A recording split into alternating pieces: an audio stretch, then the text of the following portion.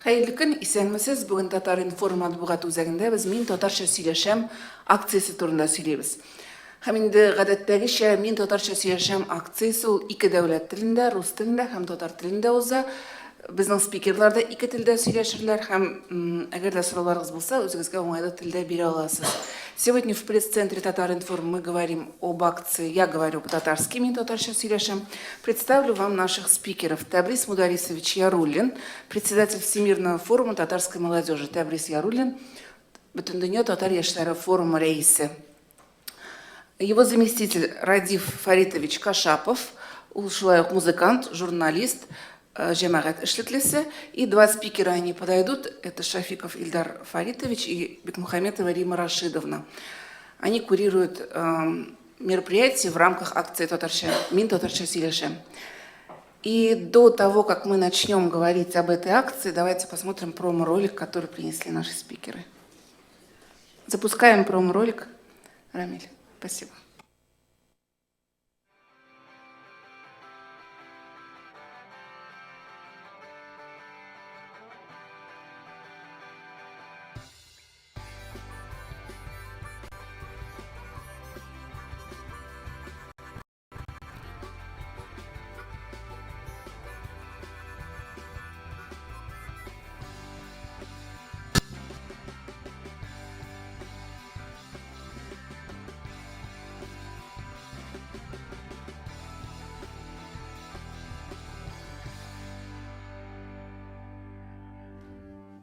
Итак, акция «Мин татарча сөйләшәм» – это большое мероприятие, которое включает в себя ряд серьезных мероприятий, о которых сейчас расскажет Табрис Яруллин. Табрис, зинһар менә «Мин татарча сөйләшәм» акциясе эчендә булган чаралар турында сөйләп китәләр. Һәм әлбәттә акцияның тарихын да искә төшерү кирәктер.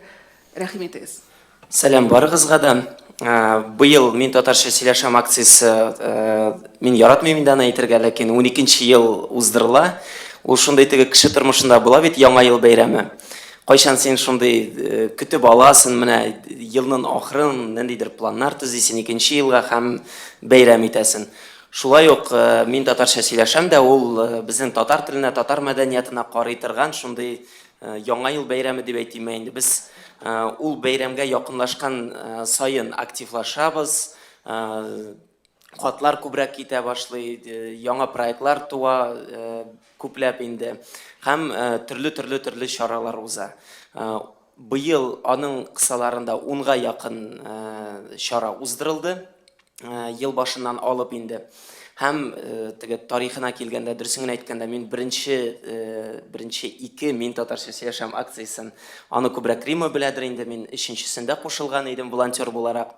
Шуңа күрә әйтә алам, ул шундый үсеп баручы, шундый прогрессив, кызыклы татар теленә багышланган чара. Һәм ул әлегә кадәр һич югы Бауман урамын алсак та, бердән-бер Бауман урамында уздырыла торган татарча ачык, концертлы бәйрәм рәвешендә шундый акция, үзеңнең позицияңны белдерү, шундый граждан позицияңны белдерү акциясе булып кала. Мин башка шундый чаралар белмим. Ничектер шулай булган, толы без татарлар шундый бәйрәм итәргә яратмыйбыз.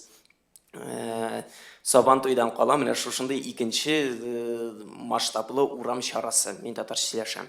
Һәм инде «Мин татарча сөйләшәм» ул һәр елны теге үзенә төрле берләшмәләрне, сообществолар дип әйтәбез инде, үзенең иченә төрле сообществолар, берләшмәләрне җәлеп итә торган чара булып тора. Безнең үзебезнең оештыручылар өчен ул төрле яңа форматларны сынап карау чарасы. Һәм инде менә тарихка килсәк, менә 10 ел элек нәрсәләр эшләнде, 10 ел эчендә нәрсәләр эшләнде. Анда нинди генә форматларны сынап карамадык. Вело хәрәкәте дә булды, авто хәрәкәт дә булды, фотомарафоны да булды. Урамга чыгып, сәүдә үзәкләрендә дә йөрү булды. Һәм башкалар. Үзебез нендейдер архитектур формалар ясарга маташтык. Һәм инде быелныкына килгәндә һәр вакытта да менә беренчедән журналистлар һәр вакыт миннән сорый, нинди яңалык була быел дип. Һәм Шуның эчендә икенчесе безнең үзебез эчендә менә бу акция һәр вакытта да шундый трендларга җавап бирә торган итеп, татар теле дәреслекләрдә, татар теле дәресләрендә генә калмасын өчен дип, шундый безнең көндәлек тормышы белән бәйләнсен өчен без һәр вакытта да ниндидер яңалык эзлибез. Һәм быел да менә бу бәйге бу акция эчендә беренче чиратта 3 бәйге керә. Беренче бәйге ул республика күләм уздырылган бәйге, алар мәктәпләр аша уза. Ялгышмасам 150-гә якын быел мәктәп анда катнашты. Балаларга бик гади эш шарт бирелә мәктәпләргә. Алар тиеш үз төбәгендә, районында, авылында, шәһәрендә урамга чыгып, төрле сәүдә нокталарына, мәсәлән, полициягә манда, почта бүлегенәме кирип, аларны татарча сөйләштерергә һәм карарга менә ничек алар татарча хезмәт күрсәтә аламы, юкмы. Ул шундый мавыктыргыч рәвештә барырга тиеш, инде без аны аңлатабыз. Теге гадәттә мәктәп балалары өчен аларга нәрсәдер ятлаттыралар да, сәхнәгә чыгарталар, ул ничектер уңайсызлана. Менә бу мин татарча яшәм алар өчен шундый урамга чыгып, ниндидер шундый активити булдыру. Бу бер шарт булды алар өчен инде. Икенче шарт, алар барлыйлар дәүләт оешмалары, башка төрле оешмаларны карап, аларга хат язырга тиешләр. Аңлатырга, менә безнең Татарстанда 2 дәүләт теле, әгәр дә сез татар телен инде дәүләт оешмаларына бу инде мәҗбүри таләп име, әгәр дә бу инде шундый сәүдә үзәкләре булса, шәхси ниндидер ширкәтләр булса, аларга аңлату эше алып баралар име. Алар хатта язырга тиеш, менә татар теле ул сезгә бездә шундый позитив тойгылар уята име, без сездән күбрәк анда әйберләр алыр идек, ешрак сезгә йөрер идек һәм башкалар. Менә ул без аны елдан-ел үзгәртеп килдек һәм уйладык, менә республика күләм шушы мәктәпләрдә узучы акция ул ниндидер концерт рәвешендә булырга тиеш түгел, балаларны менә шушындый үзенең гражданлык позициясын белдерергә өйрәтү чарасы булырга тиеш. Чөнки без әле ничә ел тагын эшләячәкбез, бездән соңда килергә тиеш буын кем әйтәчәк. Әйдәгез татар телен кулланыгыз, аны дәлили белергә тиеш һәм аңа игътибар итәргә тиеш, инде игътибар итәргә өйрәнергә. Икенче бәйге ул безнең яшь архитекторлар белән бәйге уздырдык һәм мин бу бәйге белән чынлап торып горурланам, чөнки менә дөньяда мин бер яктан кызганыч та инде. Дөньяда без бердән-бер татар оешмасы кем архитекторлар белән эшли. Чөнки уйлап карагыз, хәзерге вакытта заманча профессияларны алсак, алар дизайнерлар, архитекторлар, программистлар, журналистлар, менә шундый профессиялар белән әгәр дә без эшләмибез икән, без шундый ябыла барачакбыз, сүнә барачакбыз. Без һәр вакытта да шушы безнең шәһәрне, без яшәгән урыннарны үзгәртүче кешеләр белән һәр вакыт элемтәдә булып торырга тиеш. Һәм үзебезнең шундый үз билгеләнүебезне, идентичностьны аларга да ничектер үзебезнең идеяны үткәрергә тиеш. Һәм Казан төзелеш архитектура университеты, университеты ялгышмасам, университеты белән берлектә анда безнең бар дустыбыз Гүзәл Ринатовна Файзрахманова, ул сәнгать белгече, рәссам, ул студентларны җыеп, 30-га якын студент командаларга бүленепме, берәм-берәмме татар теле белән бәйле, хәрефе белән бәйле сәнгать объекты, арт объекты ишетәбез инде. Еш кына интернетта күрәбез, Нью-Йорклар, Лондоннар, шундый зур шәһәрләр һәр вакытта да шундый арт объектлар белән байыта шәһәр җирлеген.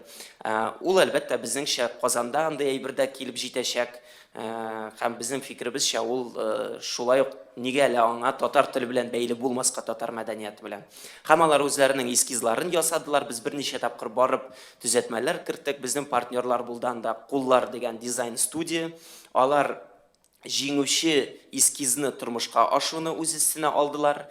Һәм инде менә 26 апрель килүче кеше, Алла берсә, күрәшәк 400 ялгышмасам килограммлы, шундый 3 метрлы, хәрефе, ул шундый үзенчәлекле, кызык итеп эшләнгән. Без уйлыйбыз, ул да менә ничектер анда килүче кешеләрнең баш миен әйләндерәчәк. Алла бирсә планлаштыра бу объектны акциядан соң Казан архитектура университетының ишек алдына куерга. Менә анда укыган һәрбер студент барганда күз алласын, күрсен архитектураны, архитектура объектларны, хәтта биналарны һәм тулы бер кварталларны ниндидер милли үзенчәлек белән дә эшләп була икәнен. Һәм инде өченче бәйге турында Рәдиф тәфсилләбрәк сорар, ансы музыкаль бәйге белән музыкаль бәйге. Тагын нәрсә әйтәсем килә, безнең шушы бәйгеләрдән кала инде узганнарыннан Илдар сөйләячәк, 22 апрель узды Татар Дозор. Инде ул безнең тойгылар буенча аерым бер проектка үсеп чыгачак. 2нче елдан без аны, Алла бирсә, әгәр дә Илдар каршы булмаса, без аны ел дәвамында эшләп барырбыз һәм ул инде үз тормышы белән яшәүче проект булыр дип көтелә. 2нче елга инде без пресс-конференцияда аны турында сөйләп тормабыз. Һәм инде тагын Татар Дозордан кала без халыкара татар теле олимпиадасы белән бик тыгыз эшләдек. Бүген Алла бирсә көтелә волонтерлар җыены, иң зурысы име, беренче тапкыр күрешкәндә менә кызык хәл килде. 50гә якын, 50дән 100гә кадәр волонтерлар безгә гадәттә килә ел сайын. Былтыр йөргән волонтерлар тупланып, менә алар Татар Дозор командасын Илдар белән төзеделәр име. Быел мин сорыйм, мин әйтәм, бармы беренче килгән кешеләр? Һәм бөтен 50 кеше дә беренче тапкыр килгән булып чыкты. Волонтерлар тулысынча яңа кешеләр дип әйтәләрме, кешеләр турында яңа дип гадәттә. Машина турында әйтәләр. Яңа килгән кешеләр булып чыкты. Һәм алар бүген ике теллелекнең өстенлеген, татар теле белүнең өстенлеген аңлата торган шундый безнең проспект дип әйтик инде, буклет тарату әйберсе бар, панорамное звучание дип атала ул. Урамнарга чыгып, менә бу 50 кеше төрле җәяүле урамнарга, кешеләр күп йөри торган урамнарга, кибетләргә чыгып, кешеләр арасында сораштыру ясыйлар. Алар сорыйлар: "Исәнмесез, сез татарча сөйләшәсезме?" Ул әйтә. Мәсәлән, "Әйе, сөйләшәм" дисә, аны татарча сөйләштерә, ниндидер белемнәрен барлый, кичкенә генә бүләк анда ябыштыргычмы менә шушындай бүләк итә. Инде әгәр дә сөйләшми икән, я не говорю по-татарски дип әйтә икән, ул әйтә, "Теләр идегезме сөйләшергә?" Һәм башка шундый диалог төзиләр һәм әлбәттә безнең Алла бирсә акциягә чакыралар инде. Һәм иң төп көн 26 апрель сәгать 4-тә башлыйбыз. Гадәттәгечә соңгы 5 ел аның урыны үзгәрми. Гомумән 12 ел ул Баун урамында, 11 ел Баун урамында узды. Инде менә ул сәгать янын без ничектер яраттык. Сәгать янында, гум янында, сәгать 4-тән алып 7гә кадәр. Гадәттә тагын бер ярты сәгать без сузыла ул. Аның кысаларында безнең бәйсез татар артистларының чыгышлары булачак, антипремия бирү, татар телен кулланучыларга рәхмәт хатлары тапшыру һәм мин атап узган бөтен бәйгеләр һәм Татар Дозор квест уенына нәтиҗәләр ясау, аларга дипломнар һәм бүләкләр тарату. Менә шундый чын мәгънәсендә бәйрәм. Былтыр аның бу акциядә 3000гә якын гомумән алмыйбыз, менә шушы 26 апрель гына бу акция аша 3000гә якын кеше узды. Быел да өметләнәбез, күп кеше килер дип. Менә без шулай итеп элек ничектер шигърият бәйрәме иде ул, Тукай һәйкәле янында шигырьләр сөйләү. Без ничектер менә үзгәртә алдык шушы ничек дип әйтим инде, татарча чараларга карашны. Ул менә шундый драйфлы, дәртле, җәяүле йөри торган урамда яшьләр чарасы ачык һәм текә булырга мөмкинлеген. Русчада кыскача әйтим инде. Акция «Мин татарча сөйләшәм», я говорю по-татарски, проходит 12-й раз, и это для нас что-то вроде Нового года для для нас, да, праздника Нового года. Мы всегда его ждем с нетерпением, делаем какие-то выводы, активизируемся и строим планы на будущее. Акция включает в себя несколько мероприятий. Это, во-первых, 3 конкурса. Первый конкурс республиканский конкурс среди образовательных учреждений. Мы рассылаем положение, и в этом году около 150 школ по всей республике делают эту акцию у себя в районе. Это нетипичная акция, которую вы себе представляете, да, когда детей выводят на сцену, они рассказывают заученные стихи и так далее. Нет, они выходят на улицу, посещают торговые точки, почту, полицию, все что угодно, говорят с ними по-татарски, смотрят, могут ли государственные учреждения, могут ли торговые какие-то точки говорить по-татарски и предоставлять услуги на татарском языке. Учатся писать письма, аргументированно доводить до людей, что использовать татарский язык это выгодно, это как минимум интересно, и что татарский язык это еще и не еще, а в первую очередь это государственный язык. Вот, мы как-то со временем пришли к тому, что очень важно научить детей тому, что делаем мы, да, отстаивать свою гражданскую позицию, вот так объяснять, писать письма, разговаривать. И мне кажется, это неплохо получается. Второй конкурс – это конкурс среди архитекторов. Это, наверное, самая большая наша гордость. В этом году мы его делали с Файзрахмановой Гузель Ринатовной, искусствовед, художник, и со студентами Казанского государственного архитектурно-строительного университета. Около 30 студентов, разбившись на команды или единолично, делали проекты, эскизы арт-объекта, которые связаны вот с нашим логотипом, да, с первой буквой татарского алфавита, с буквой «Э». И выиграл только один проект, да, естественно. Его мы воплощаем в жизнь вместе с дизайн-студией «Куллар». Приходите все увидеть. 26 апреля это будет 3-метровый, 400-килограммовый арт-объект, да, впечатляющий. Вначале вообще мы думали, будем делать из дерева и пластика. Потом решили, что это будет из железа. Нет, не из Чак-Чак-Карима. И такой огромный арт-объект, который впечатляет, да, и который всем своим видом говорит, что архитектура, арт-объекты, архитектурные формы, даже целые кварталы могут строиться с такой локальной идентичностью или быть связаны с татарским языком.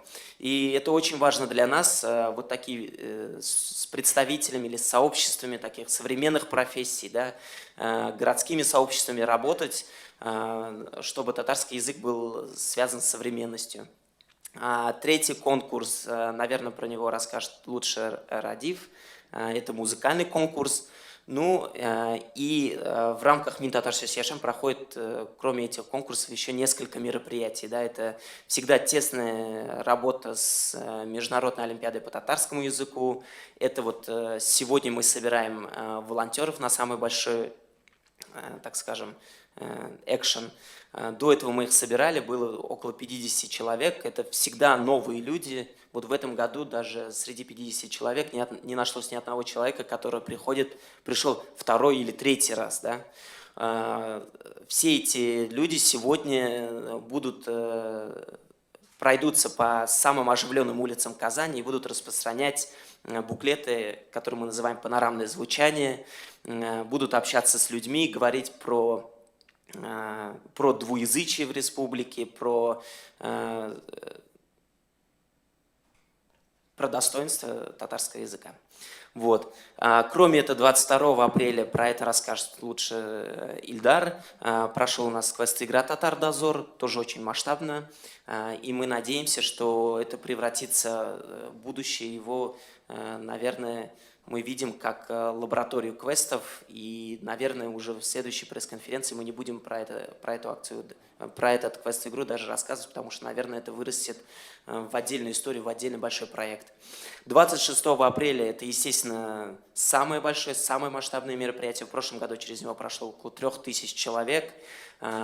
Арт-объект, конкурсы, музыка. Начинаем мы последние 5 лет его проводим на Баумана возле часов. Начинаем в 4 часа дня, закончим Аллах берса в 7 или в 8 вечера. И будет награждение, подарки, победители всех тех конкурсов, которые я назвал.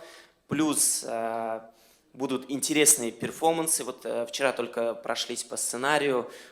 Будем делать интересные вещи прямо там с людьми, которые пришли. В прошлом году 26 апреля пришли 3000 человек, прошли через эту акцию. Надеемся, что и в этом году не подкачаем, и, несмотря на погоду, придет еще больше людей.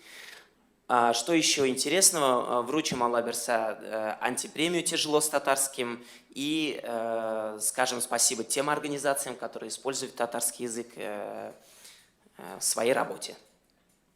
Рахмет, спасибо. Следующий вопрос. Ильдар, вам расскажите об игре «Татар-дозор». В чем она заключается? У Нарседан Гиберет. Рахметегіз. Быйылғысы бигерәк тә айрыша зур масштаблы узды дип беләбез. Без инде карап барабыз, күзәтәбез сезне онлайнда. Рахметегез. Хайырлы көн. Быйыл Татар-дозор дөрестән дә ул айрыша зур булды. Ул гомумән аерылып тора. Беренчедән катнашучылар 400-дән күбрәк булды, мин белгәнчә. Алар стартта 2 поток белән чыктылар. Һәм инде точкалар, контроль точкалар һәм маршрут 60 ноктадан күбрәк булды. Ул күбрәк татар бистәсе, иске татар бистәсе инде һәм блок тирәләренә кагылды, һәм инде Ирек мәйданына кадәр булгай мендек без һәм Кремль белән Ирек мәйданы һәм иске татар бистәсендә җөрдек. Ул бер як. Икенче яктан быел уен механикасы гел үзгәрде. Әлеге гадәтчә волонтерлар йөри командалар белән. Быел без ул практикадан киттек. Быел безнең зур диспетчерский булды. Һәм ул диспетчерскийда безнең волонтерларыбыз, безнең диспетчерларыбыз, алар бөтен командалар белән элемтәдә тотып, анда 4-5 команда һәр диспетчер өстендә иде. Шулар аша гына биремнәр бирелеп, ул биремнәр тикшерелеп, һәм инде прогресс шушы диспетчерлар аша гына тикшерелгән булды. Биремнәр үзләре 3 төрле булды быел.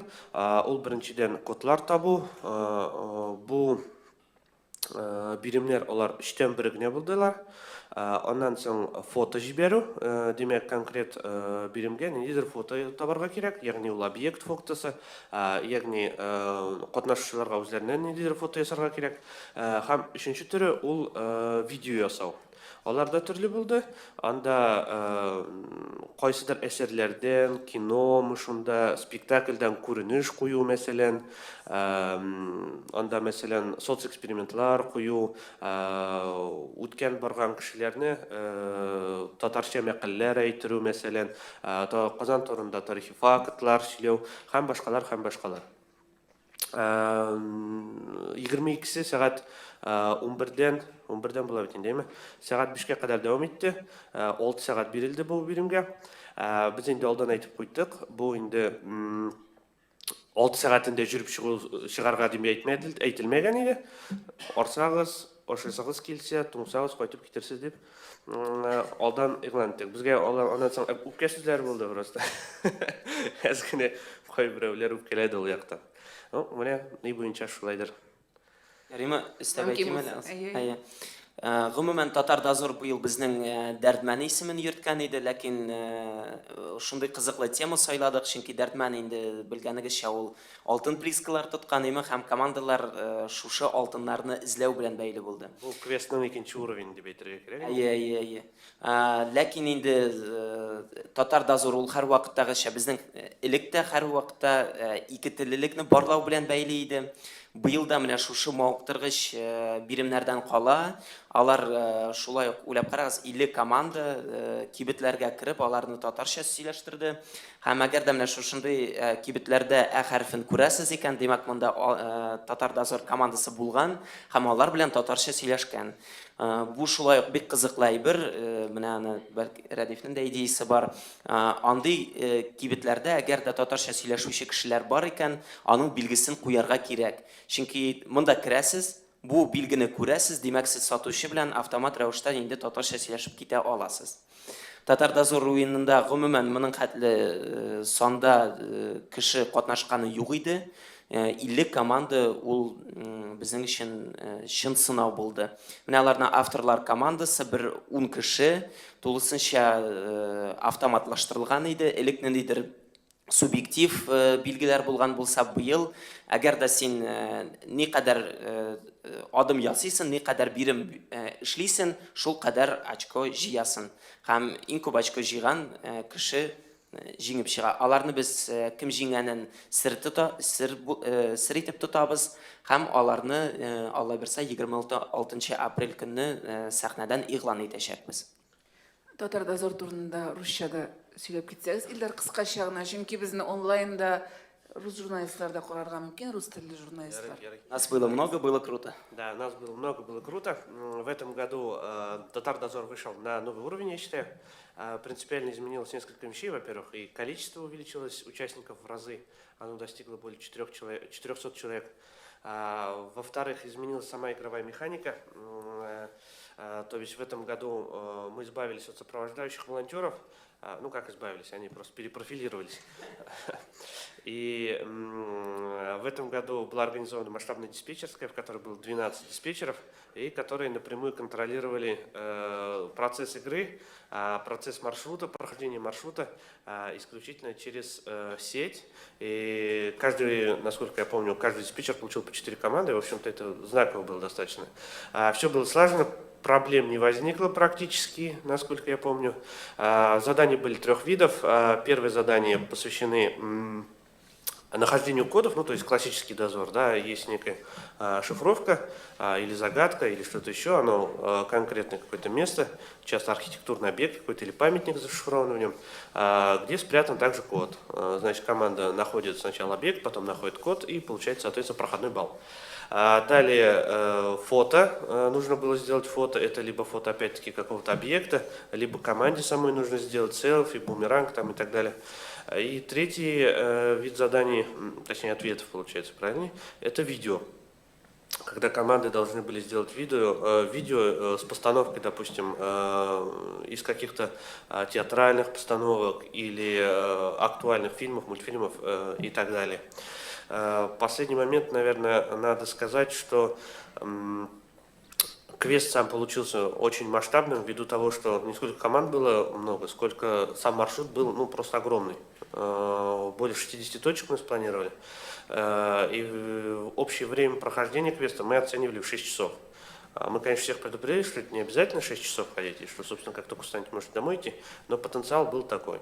А в этом году упор в самом квесте делался на культуру и на историю. То есть в данном случае все участники могли ногами пройти, что называется, татарскую часть города Казани, и предметно ознакомиться с тем, о чем, в принципе, им должны рассказывать на истории Татарстана, допустим, если она у них бывает, или на там, татарской литературе. Рахмет, спасибо. Римма, сезгә сорау. Иң интригалы чарасы дип уйлыйм инде мин бу Мин татарча сөйләшәм акциясенә. Ул тяжело с татарским антипремиясын тапшыру һәм татар телендә, ике дәүләт телендә хезмәт күрсәтүче яисә күрсәтмәүче дәүләт оешмаларын барлау. Менә шул акция турында да сөйләгез. Быел ул 26 апрель көнне генә билгеле булачак, ләкин шулай да аның менә нәрсәдән гыйбарәт икәнен хәзер сөйләгез. Хәерле көн. Бөтен дөнья татар яшьләре форумының эшчәнлегенең мөһим һәм бик җитди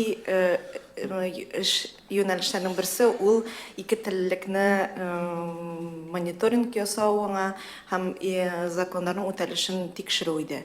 Узган елны без беренче тапкыр махсус сайт булдырдык, без.татар дигән, һәм без анда дәүләт органнарының татар телендә хезмәт күрсәтүен, татар телендә эш алып баруын тикшереп, бер зур рейтинг эшләгән идек. Узган елны без Татарстан министрлыкларын тикшергән идек. Һәм беренче урында кемнәр һәм аутсайдерлар кем булганнарын без берничә критерийга нигезләнеп, аны тикшергән идек. Быел без Татарстан министрлыкларын тынычлыкта калдырдык. Иң мөһим һәм проблемалы татар теленә бәйле иң проблемалы мәсьәлә күренеш ул Казанга бәйле. Ул урам элмә такталары да, урам исемнәренә дә бәйле, кибетләрнең эш вакытларында язган элмә такталары да аксый я язылмый, я гомумән хаталы языла. Шуңа күрә без быел муниципалитетка караган, Казан башкарма комитетына караган барлык комитетларны һәм идарәләрне тикшердек. Без 29 пункттан исемлектән тора ул. Бу аеруча кешеләр белән тыгыз эшләгән комитетлар, идарәләр һәм 4 хакимият, район хакимияте тикшерелде. Һәм монда төрлесе керә, монда иске Казан, иске шәһәр префектурасы да керә, мәгариф һәм архив управлениеләрдә, комитетларда керә, то есть мәдәният идарәләрдә керә. Һәм без берничә критерий буенча аларны тикшердек. Беренчедән ул элмә такталарының барлыгы ике телдә язылганмы һәм хаталы язылганмы. Икенчесе ул кешеләргә хезмәт күрсәтү. Татар телендә шалтыраталар, ниндидер сорау буенча мөрәҗәгать итәләр, аларга дәүләт телендә җавап бирәләрме, юкмы, менә шунда тикшерелде. Өченче критерий ул сайтларны барлау. Безнең һәрбер комитетның, идарәнең үзенең сайты бар, һәм анда татарча мәгълүмат бармы, юкмы. Һәм аның актуальлыгы, яңартылса, кайчан яңартылган, ничек яңартылган, ансы да тикшерелде. Һәм бик мөһим критерий ул һәрбер дәүләт учреждениесе, муниципаль учреждениесе бөтен карарларны, норматив актларны татарчада язарга тиеш һәм аны халыкка күрсәтергә тиеш. Бу канун нигезендә башкарылуы тиешлеген без дә тикшердек. Бу бик авыр эш, чөнки кайчакта безне узган елны министрлыклар гаепләде дә, сезнең объектив түгел дип, мәсәлән, кайдадыр шалтыратасың, анда сәркәтип булмаска мөмкин һәм ул татарча белсә дә икенче кешегә эләккән булырга мөмкин без. Шуңа күрә бу соңгы инстанция дип кабул итәргә кирәкми, ләкин рейтинг безнең күзлеккә караганда ул объектив төзелде. Мин әлеге көндә кемнәр начар һәм кемнәр беренче урында дип әйтәм, ләкин берничәсен әйтә алам. Менә Казанның 4 хакимияте бар һәм аларның менә аралашу нәтиҗәсендә иң начар күренеш булганы ул Совет районы иде. Анда менә татарча шалтыратканда бик ямьсез итеп җавап бирделәр.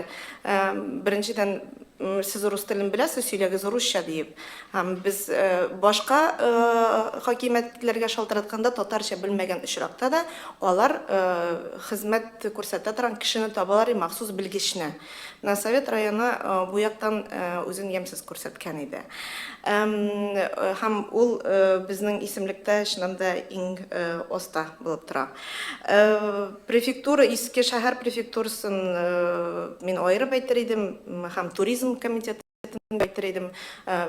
Бик матур сөйләшәләр һәм нинди генә сорау буенча шалтыратсаң да, алар мәгълүматны саф татар телендә камил дәрәҗәдә белеп бирәләр. Интернетка килгәндә, менә бу критерийдан башкарма комитет сайты ике телдә эшли. Мэр сайты да эшлей ике телдә. Ләкин комитетларның аерым сайтлары бар. Менә алар бары тик урысча гына эшли. Мәсәлән, транспорт комитеты буенча аларның аерым сайты бар, ләкин бер кәлимә дә татарча бер сүз дә юк. Гәрчә Татарстан транспорт комитеты мин аларны бик яратам һәм хөрмәт итәм. Алар башка комитетлар һәм идарәләргә караганда татар теленә, ике дәүләт теленә бик хөрмәт белән карыйлар. Автобус, метроны күзәтегез, анда татар теле яхшы дәрәҗәдә куелган. Һәм алар хәтта электрон табуларны да татарча эшли башладылар. Хакимият сайтларына да караганда, анда бары тик җитәкчеләрнең генә ниндидер биографиялары булырга мөмкин татарча. Ләкин менә кулланучыга, гади кешегә аның мөһимлеге нидә икәнен мин аңламыйм. Менә мәсәлән, мәдәният һәм мәгариф комитетлары, идарәләре бар. Анда bütün актуаль документлар, bütün актуаль яңалыклар урысча бар, ләкин татарча юк, бер-ике генә булырга мөмкин. Һәм дүртенче критерий буенча норматив актлар буенча бер сүз генә әйтәсем килә. Канун бу нигезендә мин әйттем, ул татар телендә дә булырга тиеш. Бары тик башкарма комитетның гына biz аны бу исемлек кертмәдек, чөнки ул без һәрбер комитетны аерым тикшердек. Башкарма комитетның да тулы ниндидер карарлары татарча бар. Ләкин ул да күз буяу өчен генә эшләнгән. Аерым комитетларның без һәрберсенең тикшереп чыктык, берсенең дә татарча карарлары да, документлары да юк иде. Мин сезгә берне генә әйтә алам. Менә беренчелектә ул Казан шәһәр думасының аппараты, авиатөзелеш һәм Новосавин, Вахитов һәм Идел буе хакимиятләре һәм реклама һәм мәгълүмат комитеты, идарәсе, ул беренчелекләрдә тора дип әйтә була. Менә иң татар ике телене дә исәпкә алмаучылар арасында ул мәдәният идарәсе, ЗАГС идарәсе һәм халыкны социаль яклау идарәсе. Моның тулы списогы һәм беренчелектә һәм соңгы исемлекнең соңгысында кемдер торганы 26 апрель без .татар сайтында күреп булачак. Менә кыскача шул. Антипремия турында шулай без ел дәвамында аерым бер идарә белән язышу алып барабыз. Әгәр дә алар үзенең хатасын төзәтми икән, без инде аларга Тяжелость Татарским дигән антипремия бирәбез. Һәм андый идарә бар. Кызганычка, алар безнең бер хатыбызга да уңай җавап бирмәде. Һәм без өметләнәбез, бу премия тапшырылгач, алар азмы-күпме үзгәрерләр. Чөнки моңа кадәр без премия тапшырылганнан соң уңай якка үзгәрешләр булды. Мәсәлән, узган ел без сайлау комитет Центр избиркомга биргән идек, сайтлары бары тик урыс телендә генә эшли дип. Һәм алар ике телдә дә алып барырга тырышалар. Һәм кызганычка безнең рәхмәт хатлары тапшырыр өчен исемлек зур булырга тиеш, чиратта басып торырга тиешләр, ләкин алар да санаулы һәм без аларны бертөкләп җыябыз. Ләкин бу елда андый оешма бар һәм без аларга бик рәхәтләнеп ул премияны, рәхмәт хатыбызны тапшырачакбыз. Димәк, ул бер генә оешмага тапшырылачакмы антипремия? Антипремия быел анда ике, ләкин алар бернигә карыйлар, әйме? Ике претендент, ул сан ягыннан инде бер кайчанда шикләнми, булды вакытлар кайчан без мәдәният, 5 мәдәният оешмасына биргәнебез бар, 2 оешмага төрле ниләрдән инде. Ул никадәр безнең көч җитә, менә язышу алып барга бер туктаусыз анда шуңа бәйле. Менә быел ике претендент. Бәлки берсен генә калдырырбыз, бәлки икесенә дә эшләрбез. Чөнки антипремия бирү вакытына якынлашкач, гадәттә шундый процесслар китә инде. Юк, без үзгәртәбез, эшлибез, әйдәгез, эшлик дигән сүзләр чыга башлый. Алар антипремияны сәхнәгә чыгып алалармы? Сез Моңа гадәттә ничек була ул? Без Бу бик интригалы эш. Без һәрвакыт ул кешеләрне чакырдык.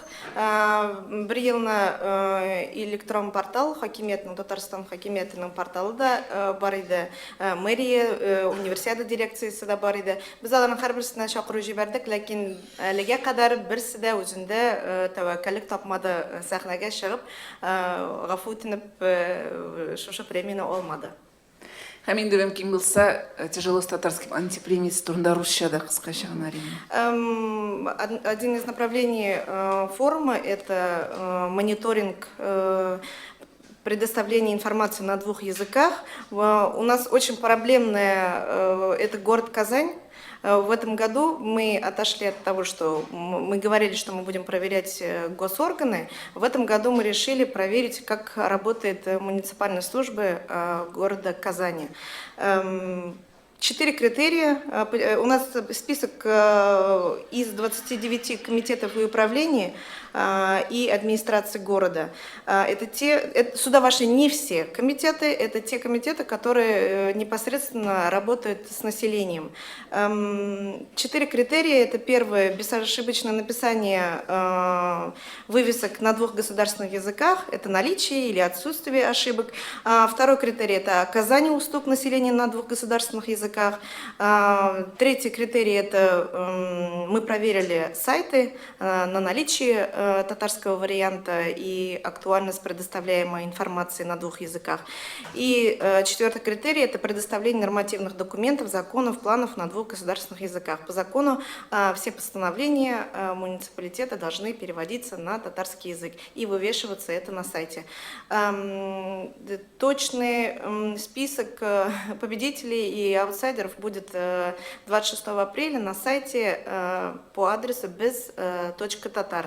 Могу лишь сказать, что одним из лучших, скажем, каждый критерий по 1 баллу было или 0,5 баллов. Это если там, например, не отвечает вам, не предоставляют информацию на татарском языке, то это, конечно, 0 баллов. А если человек старается и находит специалиста, который смог бы предоставить информацию на 2 языках, то 1 балл.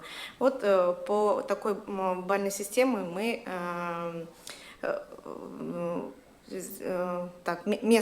определили места.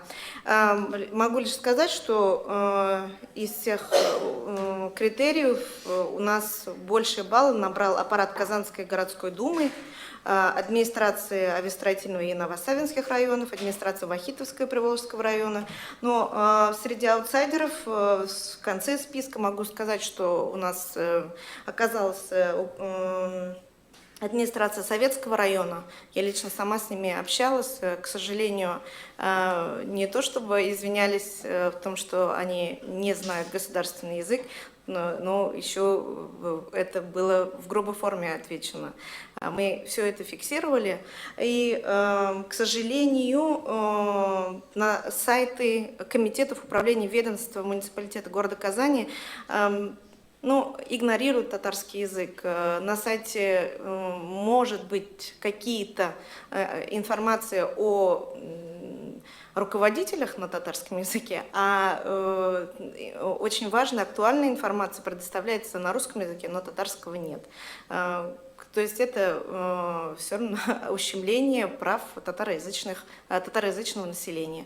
Может быть, кто-то хочет получить на татарском языке какую-то информацию, но такой возможности не предоставляется. Вот вкратце так. Рахмет, спасибо, Римма. Һәм инде мин татарча сөйләшәм акциясенең дөресен әйткәндә, мин аны менә акция дип тә әйтә алмыйм, чөнки ул шундый масштаблы чара, мен татарча сөйләшәм хәрәкәте дип сөйләшерлек инде. Чираттагы чарасы аның 26 апрель көнне үтә, ул ирекле татар музыкантлары. Шулай бит әле беренче көннән башлап, бу мин татарча сөйләшәмне оештыручыларның бер максаты ул ирекле татар музыкантларын барлап, аларны халыкка таныту дигән максатта бар иде. Бу хакта Рәдиф сөйләр. Быел шулай ук ул үзгә булды. Катнашучыларны барлау, аларны ачыклау, шулай бит. Рәхмәт сезгә, Рәдиф. Хәерле көн. Без инде икенче ел үткәрәбез шундый конкурс, мен туры сөйләшәм, чөнки мин үзем лейбл, Ями Musicның лейбл вәкиле буларак, миңа бик кызык вот яңа татар җырчыларын эзләү, һәм альтернатива да әлбәттә бик гади эш түгел, чөнки безнең талантлы яшьләребез үзенең талантларын кайда качыралар, аларны махсус рәвештә чыгарырга кирәк. Һәм без шундый игълан яздык, һәм гаризалар кабул иткән идек. Бу елны алар шул кадәр күп иде, без кайвак кешеләрне теге, гафу үтенде инде аны кертмәк хәтта конкурска. Алар барсы да аңлады. Шулай да, шулай, Аллага шөкер. Кеше димәк күп. Һәм аннары халык сылайды инде үзе. Аларга ошаган җырчыны, әлбәттә безнең социаль челләр төркемнәрне теге популярлаштыру өчен эшләдек. Һәм икенчесен без үзебез сайладык. Һәм без аны карадан тавышларын ничә санын, анда ике кыз инде шулай туп-туры теге бер саварта, икенчесе инде менә секундлап сайын дип без алдык, инде икесенә дә бирергә урын сәхнәдә. Ул Рамиля Галиутдинова һәм Мадия Захидуллина. Рамиля ул күбрәк шундый классика тартылучы кеше. Мин дә кыскарак сөйләрмен гүр. Классика тартылучы кеше, икенчесе Мадия Захидуллина, ул күбрәк Санкт-Петербургтан кайтты. Ул инде хәзер үзенең төркемен оештырды, Абадали исемле. Һәм сәхнәдә ул аның белән клавишада Миләүшә Харуллина уйначак, шундый композитор. Бәлки сез истәгез, без шундый проект кылган икән коллектив төркеме белән, алардан шагыйрьләр, бездән җырчылар. Менә шуларның берсе инде Миләүшә Харуллина Алсу Сарахова шигыренә җыр язды. Пиктис әйтергә тиеш. Молодец шулай. Һәм өченче җырчы без үз сайлаган, ул Радик Мусин, ул Петербургтан килгән рәссам, аның Сергей Шнуров белән булган проектлары бар, ул шундый теге блюзга тартыла торган бик егет, шундый тәвәккәл. Ул да чыгыш ясаячак Аскар төркеме җырчылары белән. Шулай ук мин үзем чыгыш ясыйм, минем майда чыгачак альбомнан җырлар яңгырачак, Аскарның шулай майда альбомы чыга. Ул да шулай тәкъдим итәчәк. Тагын Ями Music Band бездә чыга. Яңа составта аңа Ислам Валиев кушылды. Бәлки беләсез, ул Фәрхат дуэтының бер өлеше, һәм ул Грофбокста хәзер икләр белән музыка бәрә. Зарина Вилданованың яңа төркеме, икенче чыгышы, өченче чыгышы Чикләү исемле. Алар хәзер вакытта шулай альбом язалар. Аңа берсе авылда майда чыгачак, шуңа күрәсез майда күп татар музыкасын ишетәчәксез инде. Шулай ук сәхнәдә Джуна төркеме. Джуна төркеме шулай ук Азат Миргайзов белән бергә эшләнгән җырны тәкъдим итәчәк сезгә. Һәм Алтан төркеме, Алтан төркеме ул хәзерге вакытта минемчә менә интеге каты күп эшләүче рэп төркеменнән берсе.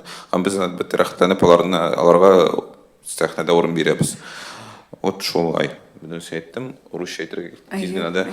У нас второй год же проходит акция, в рамках акции проходит конкурс «Мин татарча сөйләшәм», потому что мы, как я, как представитель лейбла Ями Music, очень заинтересован, чтобы у нас было больше татарских артистов. Вот, обычно их придется прям вытягивать там за руку, они сильно стесняются собственного творчества. Но в этом году вот мы объявили прием заявок, их оказалось больше, чем требовалось, скажем так. И нам пришлось кое-кого отсеять, там просили прощения. Ребят, надеюсь, они в следующем году придутся к нам. И там голосование шло прямо вот, что называется, ноздря в ноздрю. И у нас вышло в финал две девушки. Это Рамиля Галиутдинова, это такая больше классическая девочка. Она там прислала трек Эльмира Низамова. Эльмир очень порадовался, что его песни поют. Вот второе, это девушка зовут Мадия Захидуллина, из Петербурга недавно переехала, основала группу Абадали. И вот у нее в составе будет играть композитор Милюша Харуллина. Это часть нашего проекта с объединением Калеб, когда вот от них идут поэты, от нас идут музыканты. И вот Милюша Харуллина написала песню на стихи Алсу Салаховой. Третьего участника мы выбирали уже сами, то есть если вот девочки как бы там за голосование бились, мы выбрали Радика Мусина, это художник. У него есть совместный проект с Сергеем Шнуровым, очень такой, он, скажем так, одиозный представитель петербургской культуры, он больше тянется к блюзу, вот с ним будут играть музыканты группы Аскара. Вот, я буду играть, соответственно, у меня выходит в мае новый альбом Лаберса, я его буду представлять, у Аскара 75 тоже выходит новый альбом. Зарина Вильданова, третий концерт ее группы Чиклявык. Мы сейчас в студии записываем вот ее дебютный альбом, там будут авторские песни и народные. Ями Music Band представляет себя в новом составе, в его состав вошел Ислам Валеев, это вот часть дуэта Фархат и Фархат, он сейчас сильно увлекается музыкой, битмейкерством, вот он с ними будет вместе там вдаривать рока. Группа Джуна также представляет новый трек с Азатом Миргаязовым, вот, и они как бы последний год, ну, как бы добавлю по-русски, что они сильно развились, и вообще они как бы самые активные у нас ребята, и их слушают, на самом деле, если вы зайдете в социальные сети, там их слушают вообще и татары, и русские, и они себя распространили очень широко. Плюс, как бы, последняя эта группа Алтан, представитель хип-хоп движения, я считаю, что Алтаны последние год сильно как бы себя проявили, очень активно работают и в плане продакшена, и в плане текстов, и вообще продвижения, поэтому, конечно, мы с удовольствием выделили им место на сцене. Вот Шулай. Спасибо. Рахмет. Кызганычка каршы матбугат конференциясына берилген вакыт чыгып бара. Бу акция шу кадәрле зур, аны сөйләп бетереп булмый. Шуңа күрә чакырабыз барыгызны да менә бу чараларга, бу хәрәкәткә кушылырга һәм әлбәттә инде бу татар телен танытуда, үстерүдә зур ярдәм булыр иде сездән. Барыгызга да уңышлы эш көннәре телим. Рәхмәт килүегезгә. Сау булыгыз. Сау булыгыз. Сезгә рәхмәт.